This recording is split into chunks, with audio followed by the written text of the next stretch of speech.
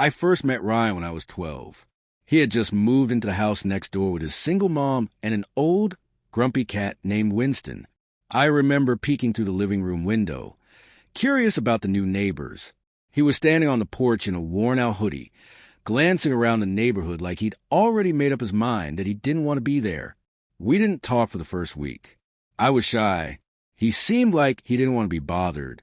But something shifted when he caught me sitting alone at the park, sketching the old oak tree that stood between our houses. "You draw?" he asked, startling me. I looked up, blinking. Yeah, sometimes." He tilted his head. "That's pretty good. You did the shading on the trunk really well." That's how it started. Just a quiet compliment from a boy who didn't seem to care about anything. But from that moment, we were inseparable. Bike rides, late-night horror movies, shared secrets under makeshift blanket forts. We built a world that felt like it belonged to just the two of us. Years passed, and high school didn't change much, at least not for a while. I stayed the artsy introvert, while Rye became the tall, sarcastic guy everyone somehow liked. Football captain by junior year. But he never left me behind. When he could have been out at parties or with the popular kids, he was at my house, stealing my fries and mocking my taste in sad indie music. He never said the words, but I always felt it, like we had something unspoken, delicate but real. Maybe I imagined it. Maybe I just wanted it too badly. Then came the night of the winter dance. I wasn't going. I told myself dances weren't my thing, and tuxedos made me feel like a fraud. But Ryan had other plans. "You're coming," he declared, barging into my room without knocking as usual. "No, I'm not." "Yes, you are. I already got us tickets." I frowned. "Why would you do that?" He avoided my eyes. "Because it's our last year and I want to go with you." I stared at him. My heart thudded. "With me, like as friends?" His silence stretched for a moment too long. He finally shrugged. Yeah, friends." I should have let it go. But something about the way he looked at me that night, the way his fingers lingered just a little too long when he helped straighten my tie. I couldn't help but hope. At the dance, under dim lights and cheap glitter decorations, something shifted. We laughed, we danced. God, he even spun me like we were in some kind of cheesy teen movie. It was ridiculous and amazing and so completely him. Then came the slow song. He hesitated, just for a second, before reaching out and pulling me in. My heart beat loud in my ears. His hand rested on my waist. We swayed. Our eyes met. Everything else blurred into nothing. I wanted to kiss him. He leaned in, but then his phone buzzed. He pulled away. "Sorry, want SEC?" he mumbled, checking it. I watched the color drain from his face. His jaw clenched. "It's Emily," he said, stepping back. "Emily?" I asked, confused. "Your ex." "She wants to talk." The song kept playing, but I didn't hear it anymore. "I'll be right back," he said. He didn't come back. I waited for nearly an hour by the bleachers, heart sinking lower with every passing minute. He finally texted at 11:37 p.m. "Sorry, got complicated. Went home. Let's talk tomorrow." But tomorrow never came. Not in the way I expected. The next day, he showed up with Emily clinging to his arm like she owned him. He didn't even meet my eyes. I didn't understand. I didn't get how we went from that dance to nothing. For days, I tried to act normal. I told myself it didn't mean anything, that maybe he was drunk or just confused or scared.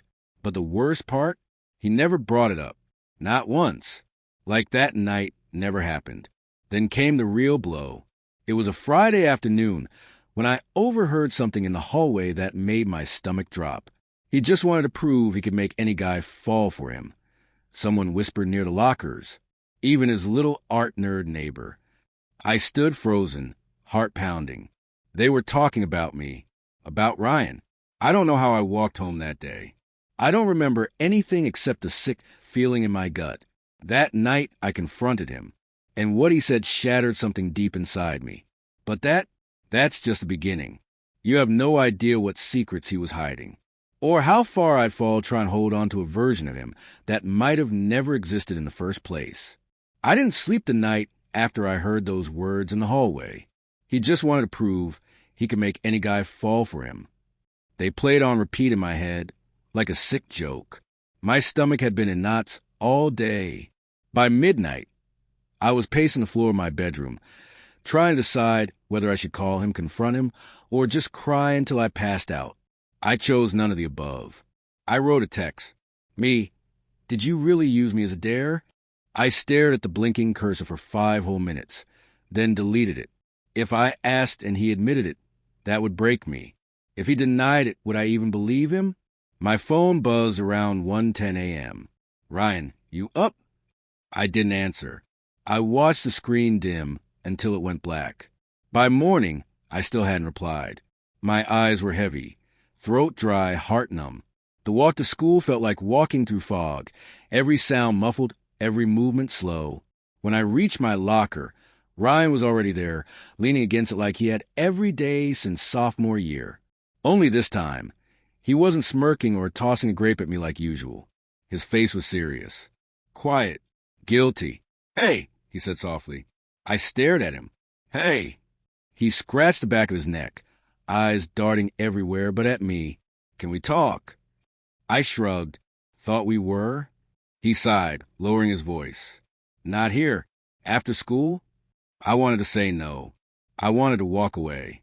But the part of me that had been in love with him since I was 15 still hoped, still begged for an explanation that made this pain make sense. Fine. The school day dragged. In math class, I couldn't concentrate. In art, I couldn't draw. Every time I saw him in the hallway, he looked at me like he was trying to find the right words. And every time I looked away, after school, I waited by the bleachers, same place I'd waited the night of the dance. He came, hands stuffed in his pockets, eyes shadowed with something I couldn't quite read. I heard what they said in the hallway. I began. His jaw clenched. It's not what you think. Then explain it. I demanded, because I feel like an idiot. Was it a game? Some twisted bet to see if the gay kid would fall for the straight football star. He flinched at that. No. God, no. It wasn't a bet. Not like that. Not like that? So there was something?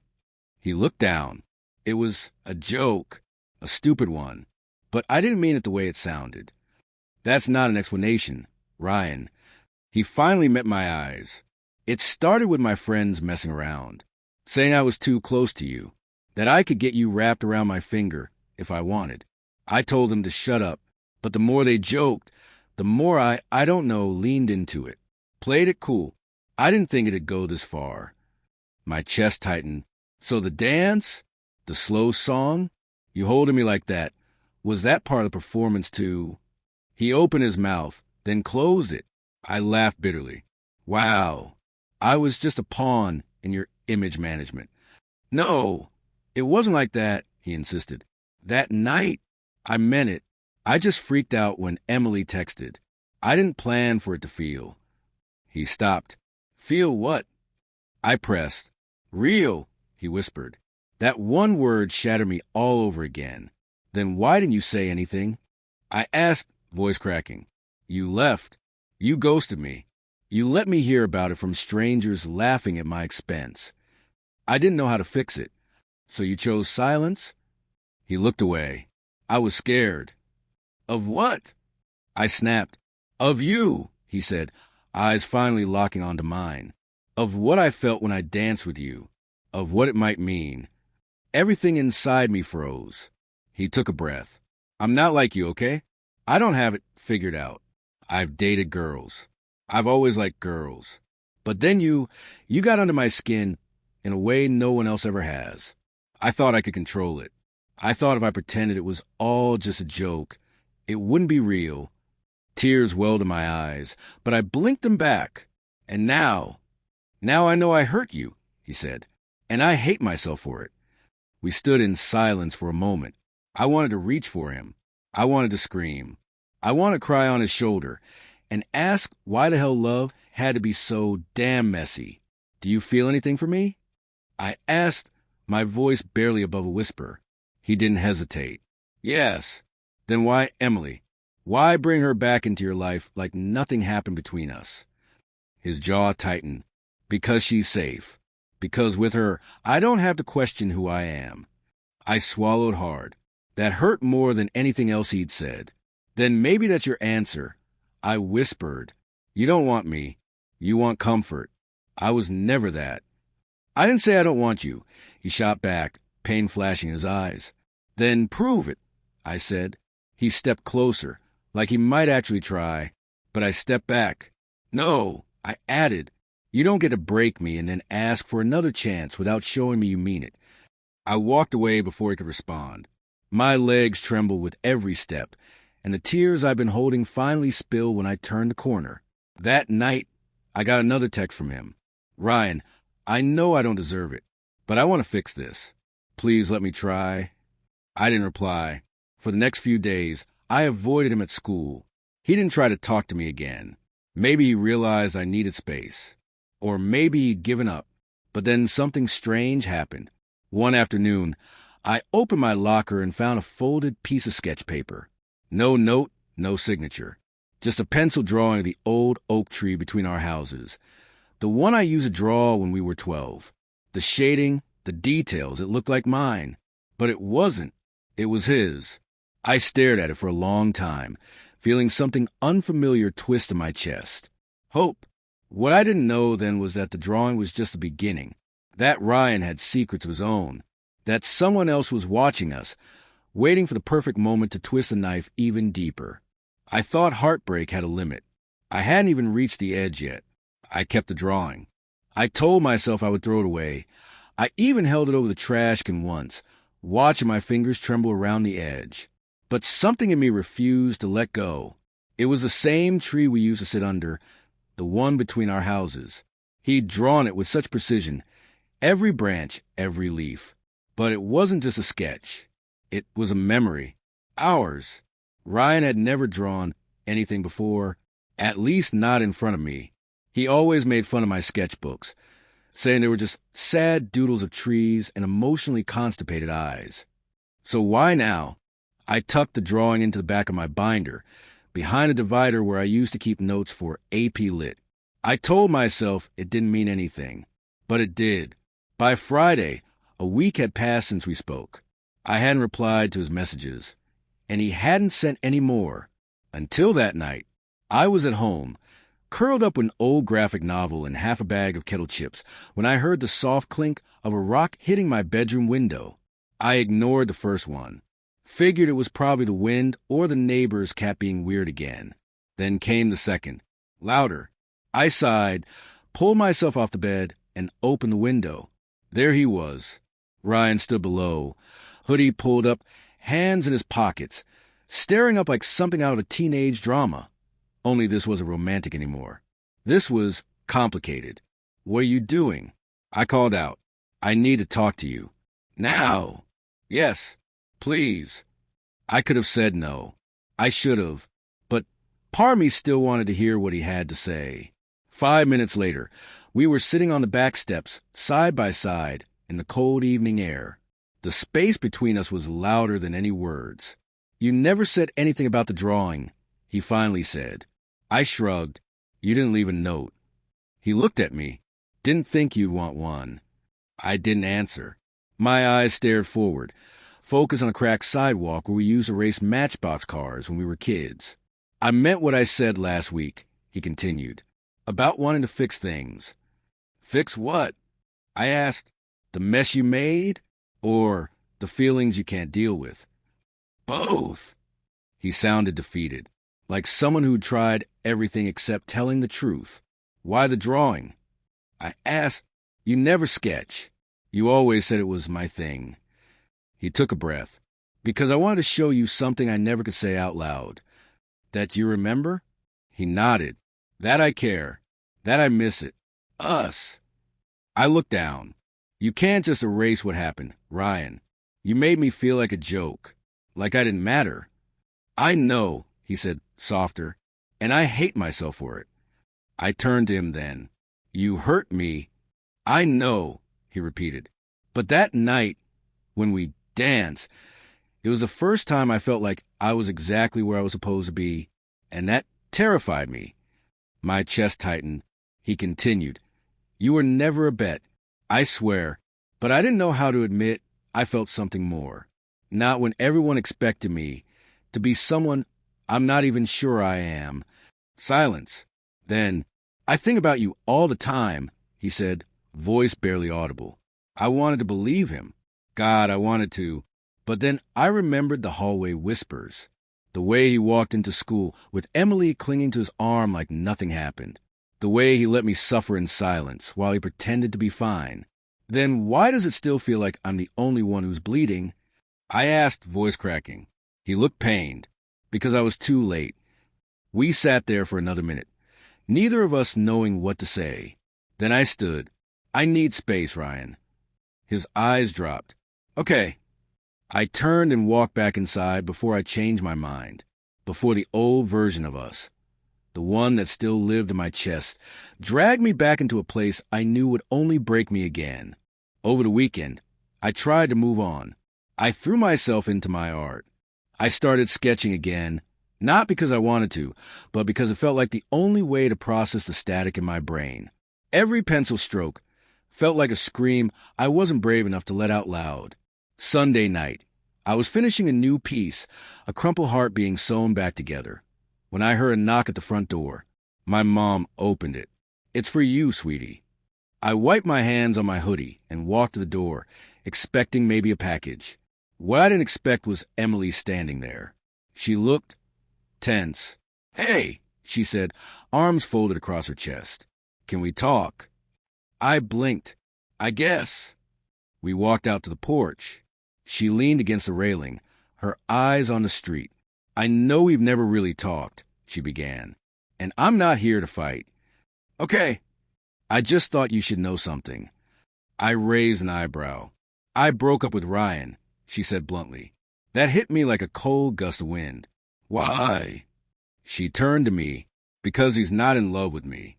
He never was. And I think part of me always knew that." I swallowed. He kept pretending he was fine, like everything was normal, but then he'd space out or check his phone every 10 minutes. I caught him staring at your house more than once. I didn't know what to say. Emily exhaled. "I'm not mad at you. And honestly, I'm not even mad at him. I think he's just scared of what it means to love you." I looked down, heart pounding. She offered a small smile. "For what it's worth, he is in love with you. He just doesn't know how to say it." Then she left, and I stood there on the porch, heart racing, unsure if what I just heard made me feel better or worse. That night, I couldn't sleep. Around 2 a.m., I went downstairs, grabbed a hoodie, and slipped outside. I walked to the oak tree between our houses, the one in his drawing and in mine, and there he was, sitting on the other side of it, knees tucked to his chest, staring at the stars. We didn't say anything for a while. Then I sat down beside him, the same way we used to when we were kids. No drama, no questions, just quiet. Finally, he spoke. "I'm not ready to say everything, but I'm ready to stop running from it." I turned to him. He added, "I'm scared, but I'd rather be scared with you than safe without you." There was a long pause. Then I reached into my pocket and pulled out a small folded paper, his drawing. I handed it to him. "I kept it," I said. He looked at it, then at me. His eyes shimmered. That night we didn't kiss. We didn't even hug. But he held my hand. And for the first time in weeks, the ache in my chest began to ease. But just when I thought things might finally begin to heal, I discovered something in his locker that changed everything. A letter with my name on it, but not written by him. I didn't mean to find it. Honestly, I was just trying to grab my phone charger. I'd left it in Ryan's locker over the weekend during a rushed study session. We'd been talking again, not like before, not quite friends, not quite anything else. But there was peace between us now, the kind of fragile truce that felt like it could fall apart with the wrong word. We'd exchanged locker combinations back in junior year for emergencies. I still remembered his. So, Monday morning before first period, I walked over and twisted the dial like old times. 22, 14, 7. The door creaked open. There it was, my charger, tangled between a crumpled hoodie and a bent geometry folder. But just as I reached in, something else caught my eye. An envelope. Thin, white, torn on one edge like someone had opened in a hurry. My name was on the front, in handwriting that wasn't Ryan's. I froze. Was this some forgotten birthday card? Something I'd written and given to him years ago? No, I didn't recognize the envelope at all. Against my better judgment, I slid it out and unfolded the letter inside. My hand shook slightly. I shouldn't have read it. I knew that, but I did, and what I read didn't make sense. He doesn't know how to love you the way you want him to. Stop waiting for something that will never come. You'll only keep getting hurt. You deserve better than someone who's ashamed of you. Sometimes love looks like letting go. There was no signature, no name, just the ache of those words seeping into my skin like poison. I stood there for a moment, the hallway suddenly too quiet. Then I heard footsteps and slammed the locker shut. Ryan was coming around the corner. He spotted me. "Hey!" I nodded stiffly, heart racing. "Hey!" He looked down at my hand. "You found a charger?" "Yeah." I forced a smile. "Thanks." He smiled back, and for a split second, everything looked normal. But inside, something cracked. That whole day, I couldn't stop thinking about the letter. Who wrote it? Why was it in his locker? Did he read it? Did he agree with it? Was he the one who placed it there, then pretended he didn't? The paranoia crawled through me like vines wrapping around my ribs. Every time he texted, every time he smiled across the cafeteria, I found myself questioning whether any of this was real, or if I was just falling into a trap again, just like I had at the winter dance. But I couldn't confront him. Not yet. I needed answers first. So I showed the letter to the only person I trusted not to explode emotionally, Aiden. Aiden was in my photography class. Tall, always dressed in earth tones, and so good at reading people it was like a sixth sense. He didn't know everything that happened between Ryan and me, but he'd picked up enough over the years to connect the dots. He read the letter twice, then looked at me with raised eyebrows. "Okay, wow, that's kind of brutal." "I know." "You think Ryan wrote it?" I shook my head. "It's not his handwriting." "Then maybe someone's trying to mess with you." "Why?" Aiden tapped the edge of the paper. "Jealousy, spite, or maybe someone really does think they're helping." I frowned. Who'd want to help me like that? Aiden looked at me carefully. Who doesn't like Ryan? My mind immediately went to usual suspects. Old teammates, jilted exes, people he'd rubbed the wrong way. But none of them had a reason to come after me. "Wait," Aiden said suddenly. "You don't think—" "Emily?" I blinked. She came to my house the other night. She said she broke up with him because she knew he was in love with me. Okay, that definitely doesn't sound like someone who'd write this. Exactly. It didn't fit. I stared down at the letter again. Whoever wrote it knew me, knew us, too well. By Thursday, I couldn't take the uncertainty anymore. After the last period, I pulled Ryan aside. "We need to talk." His eyes shifted. "Sure. What's up?" "Not here." We walked to the empty gym, echoing with the sounds of distant bouncing balls from the lower courts. I pulled the letter out of my pocket and handed it to him. He unfolded it slowly. His face shifted as he read. First confusion, then something heavier, sadder. He looked up. "Where did you get this?" "In your locker." He nodded, jaw tense. "I didn't put it there. I swear." "Do you know who did?" I don't know." "No." I believed him. Mostly. "You didn't read it before?" "No," he said. "I didn't even know it was there." There was silence between us for a long moment. Then he said quietly, "Is this how you feel? That I'm ashamed of you?" I didn't answer at first. "Sometimes it feels like you're afraid to be seen with me," I admitted, "like you're okay when it's just us. But the second we're out in the world—" He ran a hand through his hair. "It's not you I'm ashamed of. It's me. I don't know how to be this version of myself in front of everyone.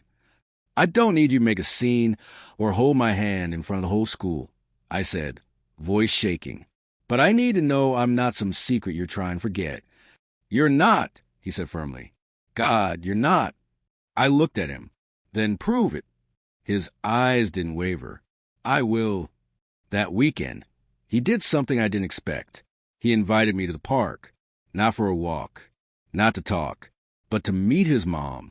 I hadn't seen her in years. Not really. She was kind but quiet, always buried in work or with headphones in. We'd waved a dozen times over the fence, but never really connected. Now, here she was, waiting by the picnic bench with a small brown paper bag and a curious smile. Ryan introduced me simply. "This is the boy I messed up with." She raised an eyebrow. "Nice opener. Sweetheart." He blushed. "I mean, the boy I want to do better by." She smiled warmly at me. "He talks about you a lot, you know." I blinked. "He does?" She nodded, "Especially when he's trying to figure himself out. Which, let's be honest, is all the time." I chuckled softly, and for the first time in a long while, the tension in my chest loosened. We ate sandwiches, talked about movies. She even asked about my art, and I told her about a piece I was submitting to a citywide youth showcase next month. Ryan sat beside me the whole time, his knee brushing mine, never pulling away. It wasn't a grand declaration. It wasn't a coming-out party. But it was real. He was showing me a piece of his world, and letting me belong there, and yet the letter still haunted me. I hadn't know who wrote it. That night, I went back through my texts, my sketchbooks, old group chats, anything that could hint at who'd been watching us closely enough to say those things. At around midnight, I opened my shared folder from AP Lit. Scrolling down through old essay submissions, I saw something that stopped me cold. A paragraph from an old analysis of The Great Gatsby. Sometimes love doesn't bloom. It collapses in silence. Sometimes the most loving thing you can do is walk away. It was nearly identical to a line from the letter. I checked the author, Dylan Pierce, a quiet, sarcastic guy who sat behind me in class. We'd talked a few times, shared headphones once. He'd even complimented one of my sketches on Instagram. He also used to hang out with Ryan. I sat back, heart pounding. Why would Dylan write me that letter? Why now? The answer would wreck me. Because Dylan knew something about Ryan that I didn't. And when I found out, it would change everything again. The next day at school, I watched Dylan like I was studying a stranger. He was sitting at his usual desk in AP Lit, doodling half-heartedly in the margin of his notebook. His brown hair fell in front of his eyes, just enough to hide whatever expression lingered behind them. I realized I'd never paid much attention to him before. Not really. He was just there, orbiting the edge of every room, quiet but always tuned in. But now, I couldn't stop thinking about that essay line, about the handwriting, about the envelope. After class, I decided to confront him. He was at his locker when I approached, stuffing a textbook into his bag. "Hey," I said. He looked up, surprised. "Hey, got a second?" He shut his locker slowly. "Sure." I led him to the side hallway, one of the quiet ones near the science wing, where barely anyone went after third period. I pulled the folded letter from my back pocket and handed it to him. He took it, eyes scanned it once. Then he blinked. "Where did you get this?" he asked. "It was in Ryan's locker. But I think you wrote it." There was a long pause. Then, without denying it, he exhaled and handed it back. "You weren't supposed to see it." My stomach turned. Why would you write something like that? He leaned back against the wall, his arms crossed. "Because you were hurting. And because he was never going to tell you the truth." I narrowed my eyes. "What truth?" Dylan hesitated. His voice dropped. "He's done this before." "What?" He looked away, jaw clenched. "Last year, he got close to someone. Another guy. A junior. Things got intense. Private. And then one day, just like with you, he ghosted him. Let people talk. Let the guy take the fall for all the rumors." My heart felt like it stopped. "What was his name?" "Caleb Mitchell," Dylan said quietly. I knew Caleb. He was shy, played piano at school events, transferred last semester without much of a goodbye, just disappeared. My thoughts spiraled. Ryan never mentioned Caleb. Not once. "You knew about this?" I asked. "I did," Dylan said, "because Caleb's my cousin." My blood went cold. I tried warning Ryan to stop playing with people's feelings. Told him if he wasn't ready to be honest, he needed to back off. He didn't listen. I stared at the letter again, reading it in a new voice. Dylan's voice. "You thought you were protecting me," I said slowly. "I was trying to," he replied, "but I didn't count on him actually caring this time." I looked up. "You think he does?" Dylan didn't answer for a while. Then, with a shrug, he said, "He looked wrecked after you stopped talking. That's not acting." I didn't know what to say. "You're not like Caleb," Dylan added. "You'll fight back if he hurts you. That's why I gave you the letter, instead of saying anything. I knew you'd dig." My head was spinning. Ryan had a whole other story I never knew. A whole past that painted everything differently. Did he really change? Or was I just next in line? That afternoon, I walked home slowly, the cold wind nipping at my ears. Ryan texted me around 5. "Ryan, want to come over? I've got leftover pizza." And I swear I didn't eat all the pepperoni this time. I stared at the screen, thumb hovering over the keyboard. Then I typed, "Me, can we talk instead?" "Ryan, of course. Come over." "Me, no. Come to the oak tree." 10 minutes later, he met me at the old oak tree between our houses. We hadn't been back there since the night he held my hand. He looked anxious, almost like he could feel the shift in the air. "What's going on?" he asked. "I talked to someone today," I said. His eyes narrowed slightly. "Who?" "Dylan." That name hit him like a slap. "I found a letter." I continued. "I know it was from him. And I know about Caleb." Ryan's face drained the color. I waited for him to lie, to dodge, to defend. But he didn't. Instead, he sat down in the grass and covered his face with both hands. "I never wanted to hurt Caleb," he said quietly. "Or you, but you did," I replied. "I know." He took a shaky breath. "We kissed once," he said. "Me and Caleb. It was after practice. We were alone, talking about college stuff." He leaned in. I didn't stop it. My chest tightened. "I panicked afterward," Ryan admitted. Told him it was a mistake. Then I avoided him. He tried to talk to me, but I was terrified someone would find out. "So you let him take the fall?" I asked. "I didn't let it happen. I just didn't stop it." "That's the same thing, Ryan." He didn't argue. "He was a good guy," he whispered, "and I ruined that. So what makes me different?" I asked, voice breaking. "How do I know I'm not just your next mistake?"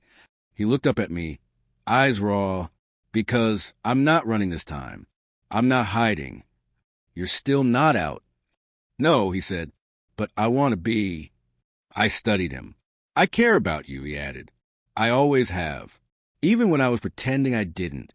Even when I was screwing everything up." I sat beside him. "And what about Caleb?" I asked. "Have you ever apologized?" He looked down. "No, but I should." "Yeah," I said, "you should." He nodded slowly, shame flickering in his eyes. "You deserve the truth. All of it." I exhaled. "This changes things, Ryan." "I know, but it doesn't erase how I feel."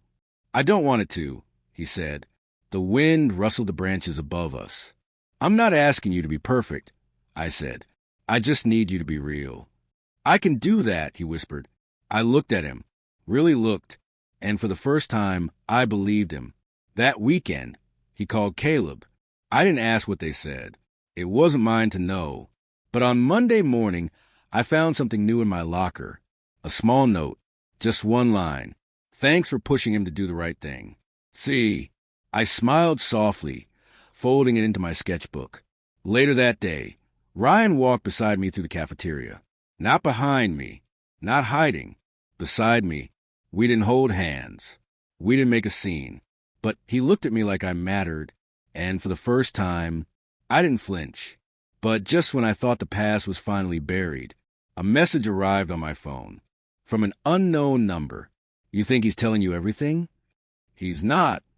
Ask him about the night of the senior trip. My blood ran cold.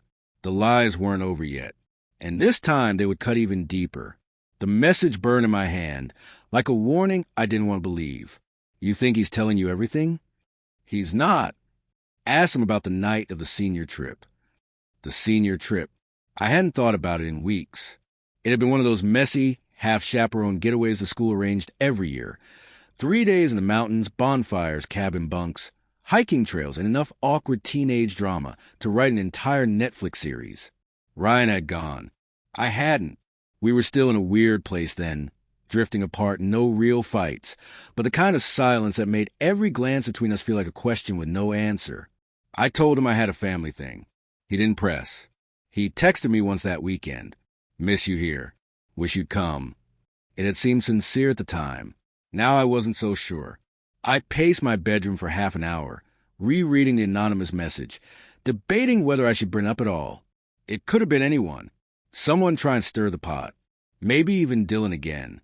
But something about the timing felt too intentional.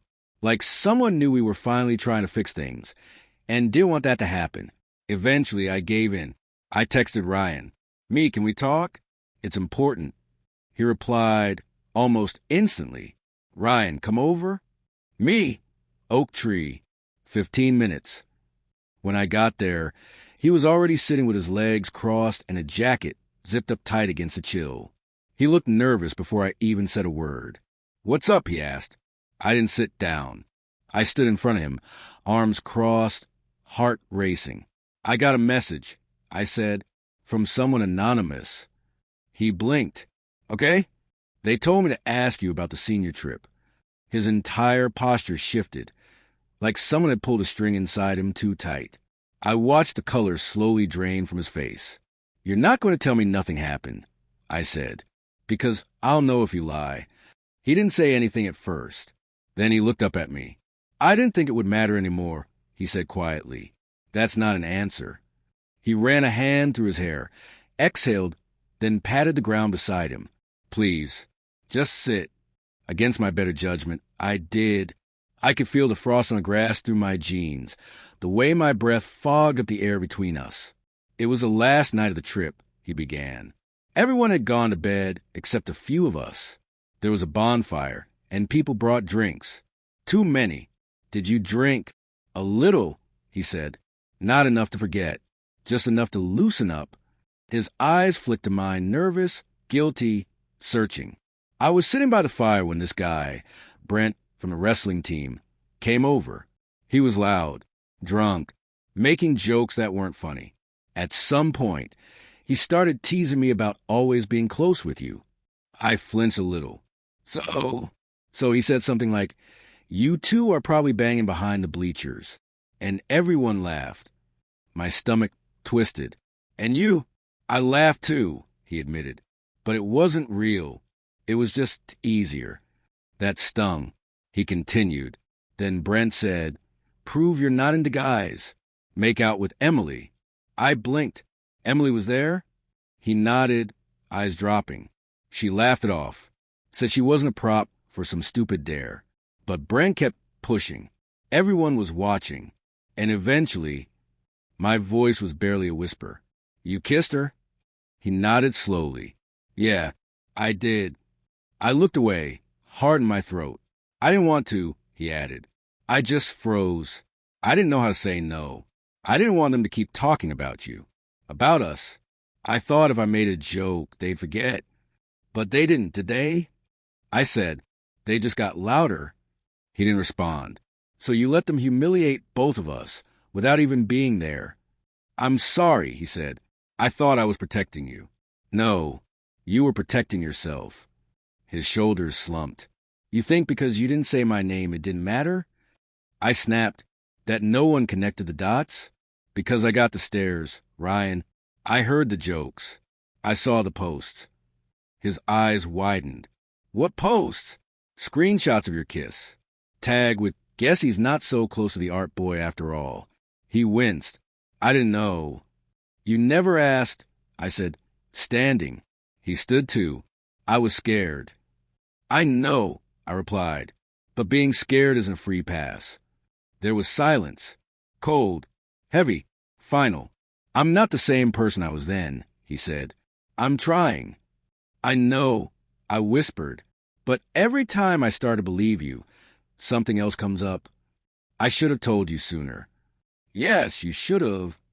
We stood face to face under that tree, and I realized something I hadn't before. I wasn't angry because he lied. I was angry because I still cared, and it hurt like hell to be right about someone you love doing the wrong thing. So where does this leave us? He asked, voice breaking. I shook my head. I don't know. That night, I didn't sleep. I kept thinking about Emily, about how she must have felt, being used as a human shield, about how Brent and his friends got a laugh and walk away, while Ryan and I kept bleeding from wounds they never even noticed. And then I thought about something else. Who sent the message? And how did they know? The only people there that night were those close to Ryan, Brent, Emily, a couple of his teammates. But someone had chosen to tell me. Someone who didn't want me to forgive him. The next day, I waited by Dylan's locker. He looked surprised to see me again. You okay? He asked. Was it you? I asked directly. Did you send me that message? His face didn't flinch, but his silence gave him away. Why? I asked, why not just tell me to my face? Because you wouldn't have listened, he said. You're wrapped around him again, just like everyone else. He told me the truth. Only after you cornered him. I narrowed my eyes. You don't get to decide how someone comes out, Dylan. I'm not judging him for being closeted, Dylan replied. I'm judging him for how many people he's hurt while figuring it out. That shut me up for a moment, because he was right. But then he added, and maybe I'm judging you too, for still letting him in after everything. I clenched my fists. You don't know what we've been through. He looked at me then, eyes softer, less angry. No, he said, but I know what heartbreak looks like, and you've been wearing it for a long time. He walked away after that, leaving me standing there with his words stuck in my chest. That evening, Ryan came to my door. He looked tired, pale, eyes rimmed red like he hadn't slept either. He didn't speak right away. He just handed me a folded piece of paper. I opened it. Inside was a letter, not from Dylan or some anonymous coward, but from Ryan himself. It read, I've made a mess of everything, not just with you, with myself. I keep thinking if I fix the outside, the smiles, the grades, the fake relationships, I won't have to deal with the war going on inside. But I can't do that anymore. You were never a mistake. You were my truth, the one I ran from. If you never speak to me again, I'll understand. But I want you to know that for the first time, I'm not scared to be seen. I want to be seen. By you. I looked up. I mean it, he said. All of it. Tears welled in my eyes. I don't know if I can trust you yet. I said honestly. Then I'll earn it, he whispered. However long it takes. And this time, when he reached for my hand, I didn't pull away. But just when I thought things were beginning to heal, I saw someone watching from across the street. A shadow I recognized. Brent. And the smirk on his face? That told me we weren't out of danger yet. I didn't say anything right away when I saw Brent. He stood across the street, arms crossed, leaning against a black pickup like he had all the time in the world. The fading sunset caught on the edge of his jaw, casting his face in half shadow. But I recognized that smirk from anywhere. Ryan didn't notice him at first. He was still looking at me like I was the only thing that mattered. But something in my expression must have changed, because his smile faded. What is it? He asked. I gave a small nod toward the street. We're not alone. Ryan turned and spotted Brent immediately. His body went rigid. His hand slipped from mine. Brent didn't move, just lifted his hand in a lazy wave, mocking. And then, without a word, he got in his truck and drove off. Ryan stepped back. You think he heard us? I didn't answer. We both knew he had. Later that night, Ryan texted me. Ryan, Brent's been quiet since senior trip. I thought maybe it was over. Maybe he'd moved on. Me, what does he know about us? Ryan, enough? Me, what's it gonna do? Ryan, he doesn't need to do anything. One joke in the locker room. One whisper in the wrong hallway. Me, you still care what people think. There was a long pause before he answered. Ryan, I care about you, but I'm scared of what happens to us when he opens his mouth. That was the problem. He meant well, But he still used fear like a safety net. And fear can't hold love for long. The next day at school, the rumors started again. It was subtle at first. Whispers near the gym lockers. A few guys laughing too loudly when I walked by. Someone graffitied my name on a bathroom stall again, this time with Ryan's boyfriend scribbled underneath. I could handle it. I'd survived worse. But Ryan? He started to shrink. He stopped walking with me in the hall. Stopped sitting with me at lunch. I saw the panic in his eyes every time someone looked too long or smiled too knowingly. It was like we were back at square one. Then, on Friday, everything exploded. It happened during fifth period. I was in the library when my phone buzzed with 3 rapid-fire messages from Aiden. Aiden, get to the gym. Now. Aiden, it's Brent. And Ryan. Aiden, it's bad. My stomach dropped. I ran through the halls, heart pounding in my chest like a drumbeat of dread. When I pushed through the gym doors, a crowd had already formed. Ryan was on the floor, blood trickling from the corner of his mouth. Brent stood over him, fists clenched, breathing hard. Say it again. Brent yelled. Go ahead, say it. Ryan didn't respond. He just wiped his mouth with the back of his hand, eyes glassy. A teacher finally stormed in, pulling Brent back while shouting at everyone to back off. I rushed forward and knelt beside Ryan. Hey, you okay? He blinked up at me like he was surprised I was even there. They heard us, he mumbled. That night, someone recorded it. What? He reached into his hoodie pocket and pulled out a phone, his own. Airdropped him. 30 minutes earlier, a short video clip, just 10 seconds long. The 2 of us under the oak tree. Me saying, I don't know if I can trust you yet. His voice replying, then I'll earn it. It wasn't graphic, but it was enough. Enough to confirm every rumor. Enough to paint a target on his back. Brent had taken it. Or someone in his orbit had. Ryan had spent years building a wall around himself. And now it was gone. After school, I sat beside him on the curb outside the nurse's office. He was holding an ice pack to his cheek. It was already swelling purple. He looked at me, defeated. I should have told you. About Brent. About everything. Why didn't you? Because I thought I could handle it. Thought if I kept my head down, he'd leave me alone. But he didn't. No, Ryan said. And now it's not just me. He reached out, lightly touching my wrist. You didn't sign up for this. No, I agreed. But I chose it. He met my gaze. Even now. I nodded, especially now.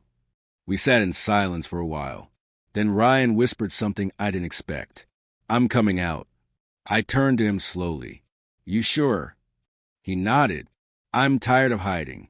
Tired of letting people like Brent control me. I'm scared, but not of being gay. I'm scared of losing you. I couldn't speak. So instead, I leaned forward and rested my forehead gently against his. He closed his eyes. That was the closest we'd ever come to a kiss in public. And honestly, it felt more intimate than any actual kiss ever could. On Monday, Ryan did what he said. He walked into homeroom, head high, and sat next to me. When someone whispered something crude, he didn't flinch. He turned to me, smiled, and said, Want to grab lunch later? People stared, but nobody said a word, because he wasn't afraid anymore. And you know what happens when fear leaves? Bullies lose power. Brent tried to laugh it off. Made a few loud jokes near the locker room, but the guys didn't back him this time. They'd seen the video. They'd seen Ryan take a punch and not back down.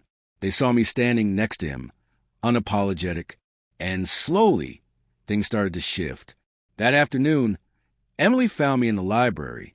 She sat across from me, dropped her bag on the table, and said, So, you guys are like official? I raised an eyebrow. Define official. She smiled. The whole school knows, and no one's denying it. That counts. I chuckled softly. Yeah, I guess it does. She looked at me for a long moment. He's different now. I know. Better. I nodded, still a work in progress. She leaned forward. So are you? We sat there in that rare peace, as two people who had both been to the storm he left behind, and somehow came out better. That night, Ryan knocked on my door. No more texts, no more trees, just him showing up on his own. When I opened the door, he was holding something in his hand, a drawing, not just a sketch, a full illustration, watercolor and pencil and ink. It was the oak tree again, only this time we were sitting beneath it, side by side, hands clasped, not hiding. I drew this for the art showcase, he said quietly. I want to put it up with your name on it, too. I stared at the paper, heart full to bursting. You sure? He nodded. I want the world to see who made me brave.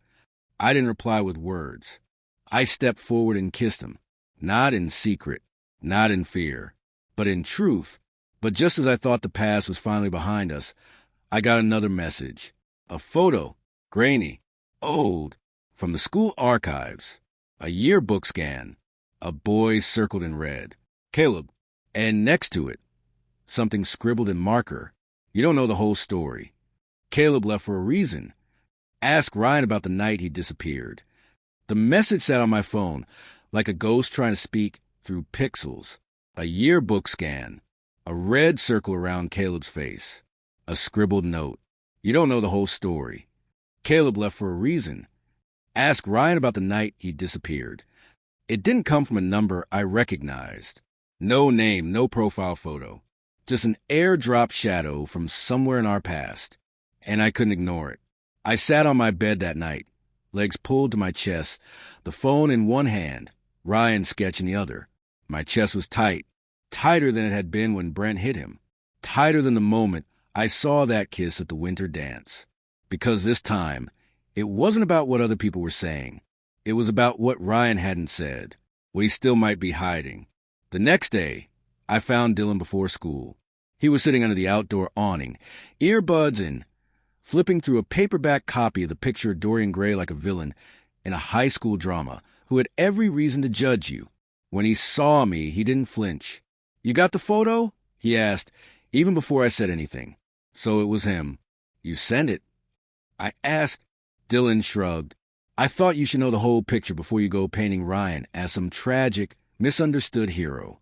I never said he was a hero. No, Dylan said. But you're falling for him like he is. And you don't know what happened with Caleb. Not all of it.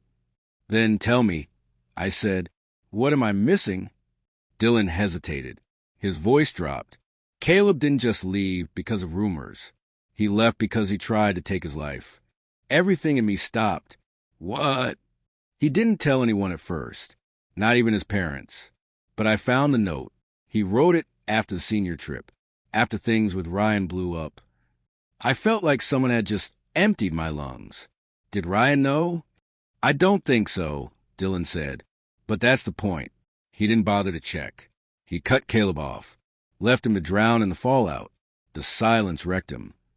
I sat on the bench across from Dylan, my hands suddenly cold. Where's Caleb now? I asked. With his aunt, out of state, getting help. He's doing better, but it broke something in him, something that doesn't heal easy. I looked at the circled photo again. Caleb's eyes were soft, but sad, even then, and I hated that I never saw it. I'm not saying Ryan hasn't changed, Dylan said, but if he wants a future with you, he better stop hiding from his past. I nodded. He will. Make sure he knows that second chances only work when you're brave enough to use them. I found Ryan after school. He was waiting outside the art room, arms folded, his hair messy like he'd been running his hands through it all day. He smiled when he saw me, but it faded quickly when he caught the look on my face. We need to talk, I said. He didn't argue, just nodded. We walked behind the bleachers, where the noise of students filtered into background static. I pulled out my phone and showed him the photo. He stared at it for a long time, then said, Is that from Dylan? Does it matter? He swallowed. No. I met his eyes. Tell me what happened, Ryan. All of it. Don't lie. He exhaled slowly. Then he began. It was a week after the senior trip, he said. Caleb had been texting me, calling. I ignored all of it. I didn't want anyone to know what we'd done, what I felt. I could hear the shame in his voice. Then one night, he came over, climbed onto my roof. Like something out of a movie. He was crying, said he felt invisible, that he didn't matter to anyone. My throat tightened. I let him in, Ryan said. We sat on my bed, and he just fell apart. I didn't know how to comfort him. I wasn't even sure how to comfort myself. I kept thinking, what if someone finds out he's here? So I told him maybe we should stop talking. Just for a while. Let things calm down. I closed my eyes. He looked at me like I'd punched him, Ryan said. But he nodded, got up, said goodbye, and climbed back out the window. He paused, voice shaking now. I didn't know he'd written a note. I didn't know he'd tried to... I didn't know. I looked at him, searching for anything in his face that told me this was just another dodge. But it wasn't. His eyes were red, guilt written in every tense muscle.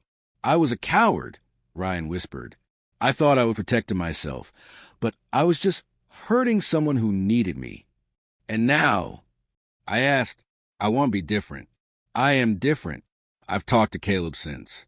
After the fight with Brent, I called him, apologized, really apologized. He forgave me, but not in a way that makes things okay. He said I have to earn that for myself. A long silence passed. I don't want to hide from any of it anymore, he said. Not from him. Not from you. Tears gathered in my eyes. Then stop apologizing. I whispered. Start being the person you say you want to be. I will. That weekend, Ryan posted a photo. Not just a selfie.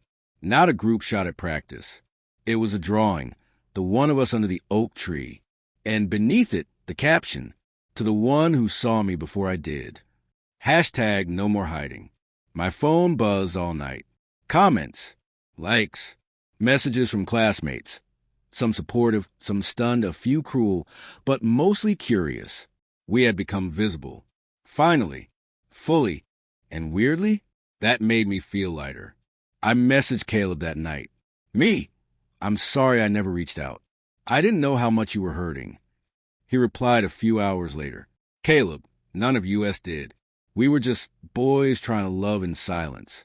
And silence is dangerous. Caleb, I'm glad Ryan has someone who sees him now. Just make sure he keeps looking back. I stared at those words for a long time. Then I looked out my window, where the oak tree stood tall in the moonlight. Ryan wasn't perfect. Neither was I. But maybe that was the point. Two imperfect boys trying to write something honest in a world that often begged us to lie. And for the first time in a long time, I believe we could. But just as I let myself breathe, another storm rolled in. Monday morning. Principal Monroe pulled me aside before homeroom. There's been a complaint, she said. About what? A parent called. They said you and another male student were promoting inappropriate content online. The school board has been notified. My blood ran cold. The art post, the caption, the visibility. It had caught the wrong kind of attention. And now, our truth had become their target. I sat stiffly in the principal's office, fingers twisted in the hem of my hoodie, trying to ground myself as Principal Monroe read through a printed email. Ryan was beside me, silent, his jaw clenched so tightly I could almost hear it grinding. His knuckles were white, gripping the armrest of the chair like it was the only thing keeping him from running out the door. Monroe finally looked up. I need you both to understand, she said carefully. This isn't about who you are. It's about what was posted and how it's being perceived. Perceived by who? I asked. It was a drawing. It wasn't explicit. It wasn't even a photo of us kissing. Ryan added, if it were a guy and girl under that tree, no one would have batted an eye. Principal Monroe didn't argue, but she didn't nod either.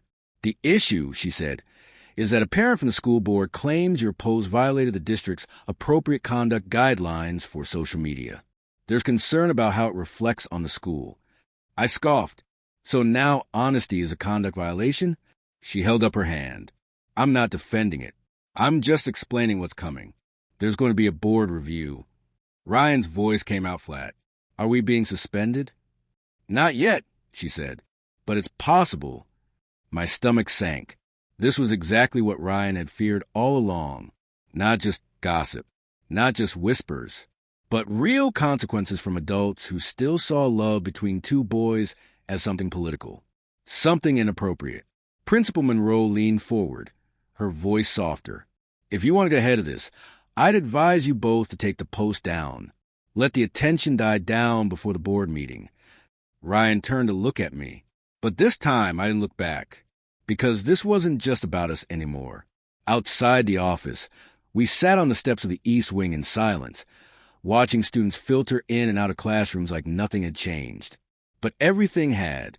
Ryan broke the silence first. Should we take it down? I didn't answer right away. It's not just about us. I finally said, if we delete it, it's like saying we did something wrong. Ryan stared at the concrete. I know, but if we don't, they'll make us the example. I looked at him carefully. Are you scared? Yes, he admitted, but not the way I used to be. Back then, I was scared people would find out. Now I'm scared they'll try to erase us. That hit deep. I reached into my backpack, pulled out my sketchbook, and flipped to a blank page. Without a word, I started drawing, our hands, laced together, inked in bold lines and unapologetic color. Ryan watched me, his silence heavy with emotion. Later that night, I posted it. Not just a sketch, but a caption too. Visibility isn't a violation. We belong here. Hashtag no more hiding. Within hours, it blew up, not in the way I feared, but in the way I'd hoped. Students started resharing it. Not just queer kids, straight ones too, girls from the art club, boys from the baseball team. Even Emily commented, bravery looks like this. About time someone drew it. And then came the messages. Thank you. I wish I'd seen this when I was younger. You're not alone. But not everyone was supportive. Anonymous emails came in. You're turning our school into a freak show. You should be expelled. And one that just read, you think you're safe now. You're not. Ryan saw them too. And for the first time, I saw him get angry instead of afraid. We didn't do anything wrong, he said. Let them come. The school board hearing was scheduled for Thursday evening. It wasn't technically a hearing, just a closed-door meeting, supposedly to review community concerns. But everyone knew it was about us. I walked into the auditorium and was stunned. It was full. Students, teachers, alumni, even parents. The entire left side of the room wore little oak tree pins that Emily and Aiden had made out of green paper. I didn't even know they were doing it. But now here was a symbol. Quiet, powerful, unmistakable. Ryan stood beside me in the aisle, his hand brushing against mine, just enough to say, I'm here. I'm ready. Principal Monroe looked at the crowd with a mixture of panic and pride. Then came the moment. A man in a navy suit, Mr. Harland, a board member who had a reputation for being old school, cleared his throat. We're here today to address concerns brought forth by members of the community about material shared online by 2 students of this district. My heart pounded. Ryan looked like stone. Harlan continued. While we recognize the changing cultural landscape, we must still uphold the values of this institution, including modesty, professionalism, and discretion. Emily stood from the back row and said, clear and calm, so when 2 straight students post prom photos kissing, that's modest and professional? Harlan blinked. Excuse me. Aiden stood up too. There are literal posts of couples making out in the school parking lot, and none of them were asked to take them down. But a sketch? That's where you draw the line. Someone else called out, this isn't about conduct. It's about comfort, and the fact that ours makes you uncomfortable. The room erupted. For a moment, I thought they'd kick us out. But then Principal Monroe stepped forward and, to my complete surprise, said, I believe we're sending the wrong message. These students have not violated any formal policy. In fact, they've shown courage. They've created a dialogue that we need to have. Ryan squeezed my hand tightly. Harlan adjusted his tie, clearly rattled. Let the record show, this is not a disciplinary meeting. No official action will be taken at this time. But it didn't matter. The room had already chosen.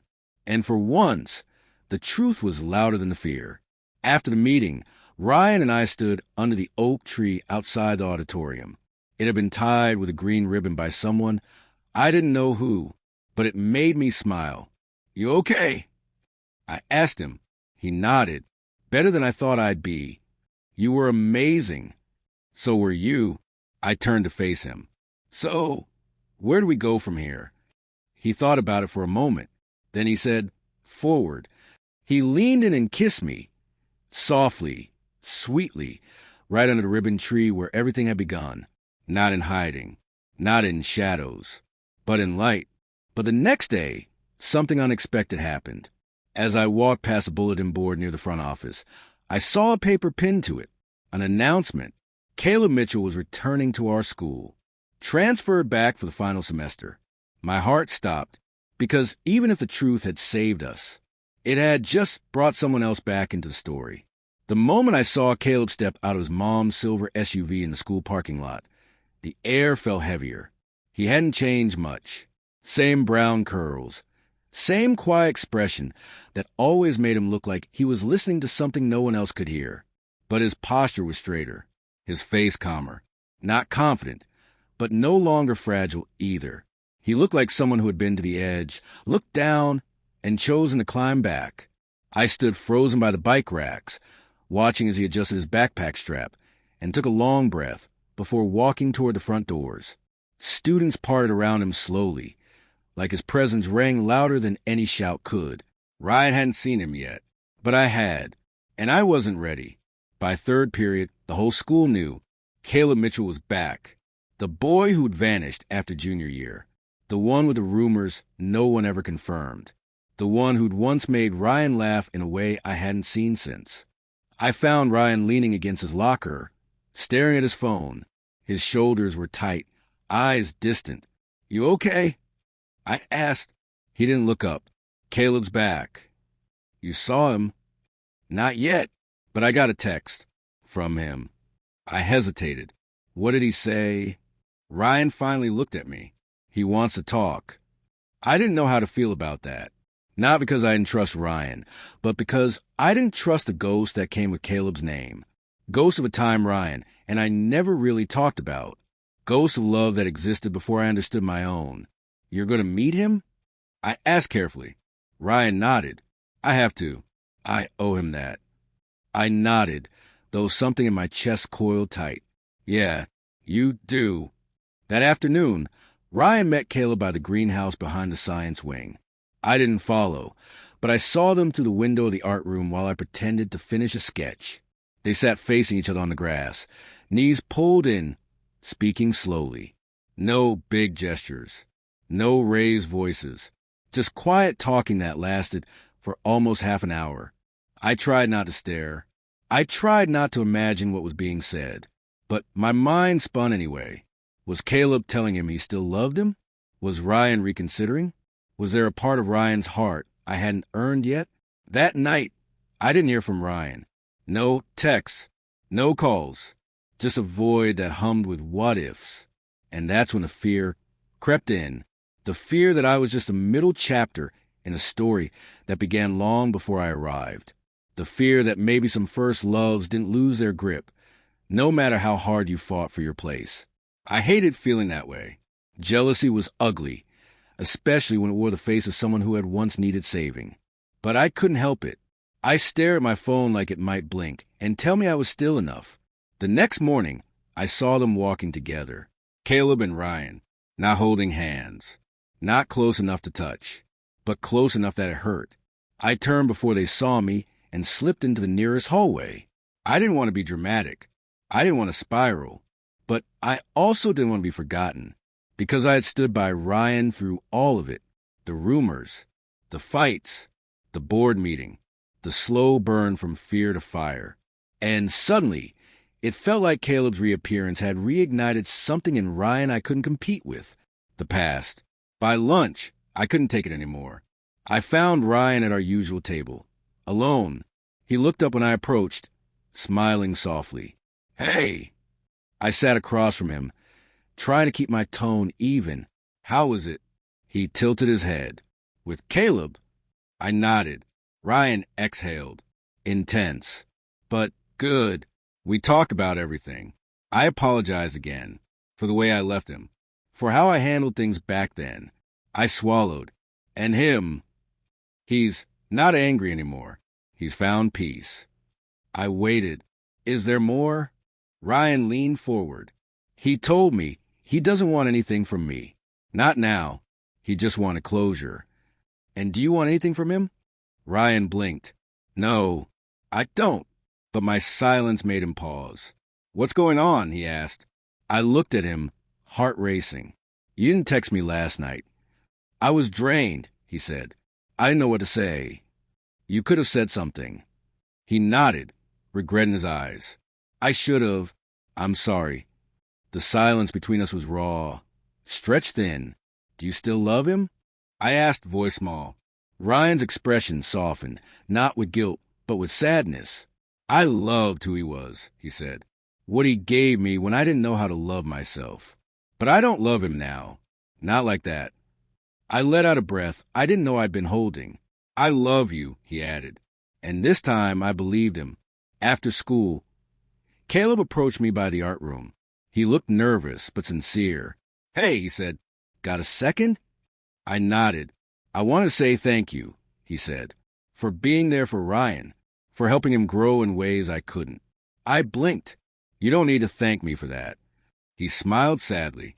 I do, because I used to think I was the only one who could help him, that my leaving broke something in him. He paused. But he's stronger now, and that's because of you. That hit harder than I expected. I'm not trying to get between you, Caleb said quickly. I just needed to know the person he loves now understands the whole picture. I do, I said, and I'll keep learning it. Caleb nodded. Good. Then I think you'll be okay. And with that, he turned and walked away, lighter than before. Maybe coming back wasn't about reclaiming something lost. Maybe it was just about releasing what remained. Later that evening, Ryan and I sat on my bedroom floor, my sketchbook between us. He traced a finger over a page I'd drawn weeks ago. 2 boys in silhouette, sitting beneath a tree, one holding the other's hand with a look of infinite patience. You kept drawing, he said quietly. I always draw, I replied, especially when I'm scared. Are you scared now? I thought about it. Then I said, less than I used to be. Ryan leaned over and pressed his forehead to mine. I meant what I said, he whispered. I love you. My heart beat slower, stronger, and for the first time in a long time, I didn't wonder if I was going to lose him. But just when I thought the final test had passed, another blow came. On Friday morning, a notice was posted in the school hallway. Due to recent events, the administration has suspended the spring art showcase indefinitely. And beneath it, handwritten in ink someone tried to scribble over, your little gay agenda won't win here. The notice about the spring art showcase hit harder than I expected. It wasn't just a school event. It was the first place where I was going to share something real. The sketch Ryan and I had created under the oak tree wasn't just art. It was a declaration, a beginning. And now someone had stolen that moment, hid behind red tape and safety concerns, and the usual phrases adults use when they're afraid of progress. Worse than the cancellation, though, was what was written under it. Your little gay agenda won't win here. The words were ugly, but the handwriting was familiar. Brent, even after the board meeting, after the fight, after Ryan stopped hiding, Brent hadn't gone away. Because people like Brent rarely disappear. They just wait, hoping you'll shrink again. Ryan and I stood in front of the bulletin board after first period, staring at the defaced flyer in silence. He was quiet, but furious. They can't do this, he said. I nodded, but they did. Emily joined us a moment later, reading the message with a frown. We're not letting this go, she said firmly. What can we do? I asked. They already canceled it. Emily looked at me like I'd asked the wrong question. They canceled the school showcase, she said. Not ours. Ryan turned to her slowly. What are you thinking? Emily smiled, sharp, determined. We take it back. Off campus. Unofficial, but ours. Like an underground show? I asked. More like a rebellion with string lights, she said. By lunch, we had a plan. Emily called it the Oak Room, a pop-up art night at a local cafe her cousin worked at, the Painted Bean. The manager agreed to lend the space for one night only, no fee. All we had to do was set it up, promote it, and make sure the school couldn't tie it back to official property. Flyers were handmade, no school logos, just a tree drawn in black marker with the words, "Visibility is art. Come see us. Friday, 6 p.m., the Painted Bean." We spread them like wildfire. By Thursday, the buzz had already reached teachers. Mr. Harris from English gave me a subtle nod in class. Ms. Jones from chemistry casually said, "Hope you have a productive Friday evening off campus." And even Principal Monroe, God bless her, walked past me in the hall and said under her breath, "Sometimes silence is just a moment to let louder voices rise." I never expected an act of defiance to feel so full of love. On Friday night, the Oak Room came to life. The Painted Bean had pushed tables aside, hung twinkle lights from the ceiling, and cleared space along every wall. Artwork lined the perimeter. Sketches, paintings, photos, even a video installation from Dylan, who turned out to be a phenomenal digital artist when he wasn't being sarcastic and guarded. My piece, the new one, was front and center. Not the original oak tree sketch, but something different. Two boys, standing side by side, holding hands beneath a growing tree. The trunk split into two branches, each shaped like a heart.